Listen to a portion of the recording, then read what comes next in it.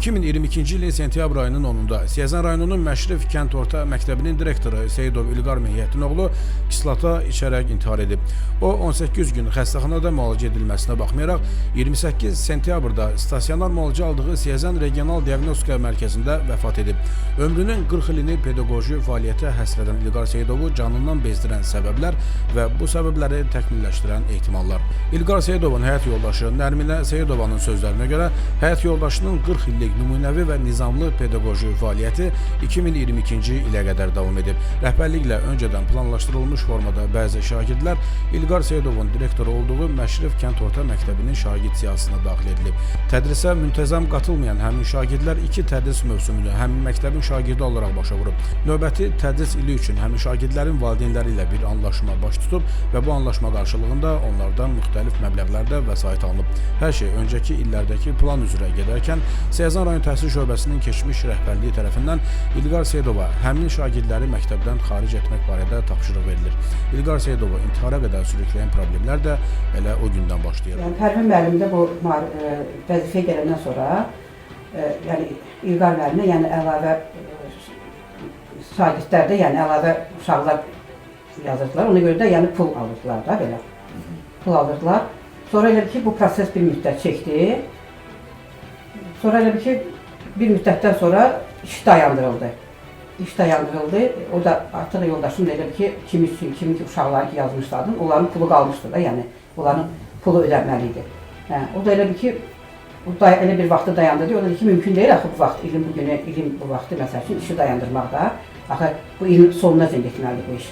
Ona görə də qaldı, yoldaşım da borcun içində qaldı. Dayandırdılar işi. Yəni baxmayaraq ki, mənim yoldaşım etirazını bildirdi, sözünü dedi.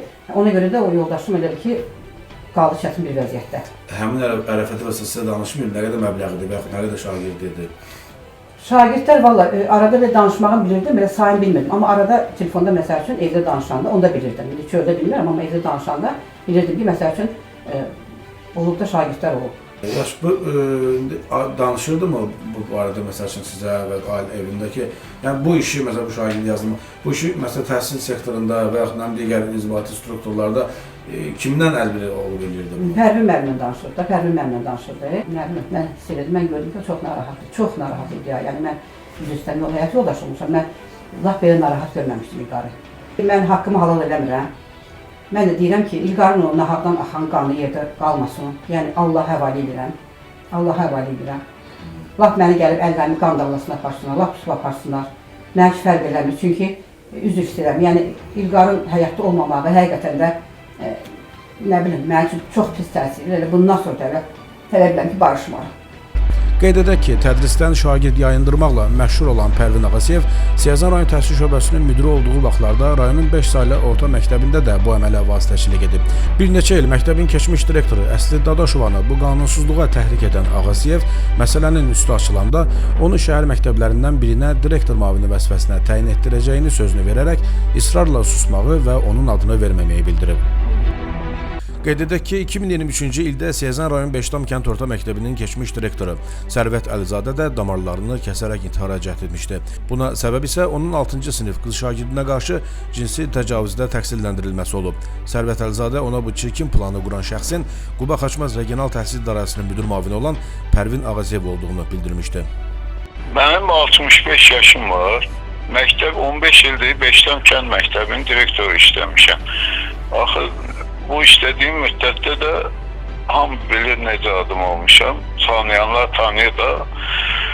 15 ildə məktəb ən axırıncı yerdə gedən məktəblərdən idi. Gəldi, buraxılış imtahan nəticələrinə görə 5-ci yerə çıxdı. Bu Pərvin sektoru müdür gələndən o yaşlı direktorların hamısını çıxartma fikri var idi, hiss olunurdu, hamısı bir-bir gedirdi. O cümlədən mənə də bu şəhərə atdı, ya 6-da oxuyan bir qızın dodağından öpmüşəm, neynəmişəm, attırdı daha doğrusu. Mən sonra eşitdim ki, onun əli ilə oldu bu. Və ondan da əl çəkmədilər. Bir neçə gündən sonra mən özümə qəsd elədim, neynədim, babat olandan sonra səhərsi gün gəliblər axşam evə, Aynurə müəllimin evə gəldilər. Mənə təzyiqlə şey eləyir ki, yox, hindi yazmalısan. Mən də başını eləmək üçün dedim, sonra gəlib, ya yox, bu dəqiqə yaz. Mən dedim, yazmıram. Yazmıram və sonra onlar da acığına çıxıb getdilər. Gördüm, yenə təzyiqlər davam eləyir. Belə işləyə bilməzdim də, həm də əməliyyat olunmuşdum, xəstə adam idim. Yazdım, ərzə çıxdım. Təbinə mən nədən surətdə deyərdim ki, ayıb olsun sana. İlqar məmdin orta evdə idi. Axşam 5-in yarısı çıxdı evdən. 5-in yarısı evdən çıxdı. Heç nə demədən getdi. Amma son günlər narahat idi. Çox narahat idi. Yəni o avqust ayında əməliyyat oldu. Əməliyyatdan gələndən sonra çox narahat idi. Hətta mən sual verdim ona ki, İlqar nə problemim var? Axı deyinəndə mən həmişə səninlə çiyin-çiyinə vurmuşam, bir yerdə olmuşam səninlə. Dedi, vallahi heç nə yoxdur, salamatçılıqdır. Ayın 10-u getdi, axşam saat 7-nin yarısı idi. Oğlum zəng elədi ki, mama pəs İlqara zəng edim, zəng çatmır. Mən narahat oldum. Düşdüm aşağı, neysə düşdüm aşağı. Dedim ki, bir baxın görüm hardadır. Sonra düşdüm, getdim yanında baxmağa ki, görüm hardadır. Artıq bayır qaranlıq olurdu. Böyük oğlum da buradaydı. Getdim, biraz park tərəfə fırlandım, gördüm yoxdur. Sonra oğluma dedim, bir dənə geç çayxanaya, onlar çox az çayxanada olurlar.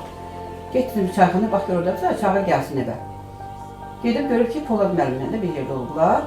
Və qarşısında onların... Polad müəllim o məktəbdə işləyir. Polad müəllim Eynibulaq direktorudur. Eynibulaq məktəbinin direktoru. Bir yerdə oldular. O da deyəsən o kislatanı alıb qoyub yanına, sonra Polad müəllim soruşur ki, nədə almışsan? Deyir ki, kislata neynirsən? Deyib məktəbi torbalarını təmizləyəcəm, qoruqlarını təmizləyəcəm. Və salam. Daha ertədən bu yəqin ki, planını qurur. Sonra getdi, nesə oğlum götürdü, gəldi bunu. Götürmə də həyətdə dayanmışdım. Artıq evə girmədim. Gəldilər, nesə gəldi, evə girmədi. Yanımdan keçdi, düz keçdi belə oğlumun evinə tərəf. Getdi ora, Qoşqar gəldi dalınca oğlum. Çağırdı İlqar. Mən də dedim ki, mən də arxasıca baxmadım hara getdi. Elə dedim evə keçdi. Gördüm Qoşqar deməli, Qoşqar İlqar evə getdi. Dedi, yox, mama evə getmədi.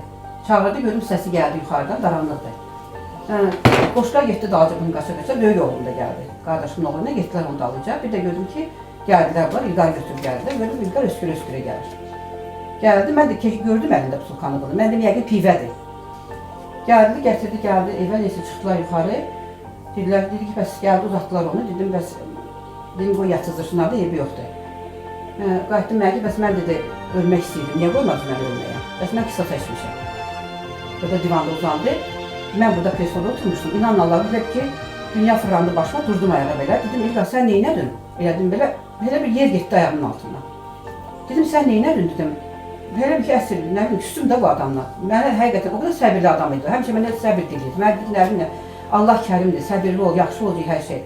Yəni bu sözləri o mənə deyirdi, təmkinlə deyirdi mənə. Mən biraz əslində mən səbirsiz idim.